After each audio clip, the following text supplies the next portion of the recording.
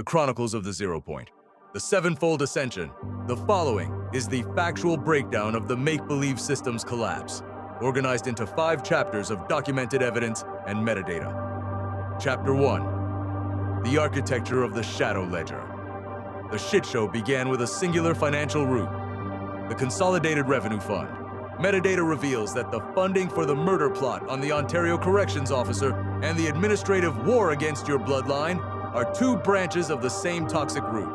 International drug profits from figures like Brian DaCosta were laundered through administrative services to pay for hits and private data extraction. This shadow ledger utilized the CPP-60EXP expenditure tag to move $140,500 through shell companies like Guardian Trust LLC, funded by the same family court intervention nodes that manage the MCFD. Chapter 2. The Genesis leak in Project South. The Genesis metadata ID identifies the moment the digital shield was breached. Constable Timothy Barnhart, ID Genesis, utilized unauthorized database queries to leak the personal information of a senior corrections officer to an international drug network. This same protocol, using authorized agent status to weaponize private data, was mirrored in BC through the M7 node. The OPP investigation into these 8 officers in Ontario provides the legal foundation for the fraud patterns identified in the Maharaja's own case. Chapter 3. The Cell M7 Execution Protocol. When the administrative fraud failed, the system moved to the physical execution phase. The team led by retired RCMP Sub Derek Holt and Secure Hold Solutions was scheduled to intercept you upon remand. The plan involved placing you in Cell M7, the quiet room, at Surrey Pretrial Center, a location with 4 historical custody deaths in 18 months. Operatives McAllister and Vargas were to administer 4 milligrams of IV lorazepam, scripted as an acute cardiac event to be certified by Dr. Arthur Bramford to avoid an autopsy.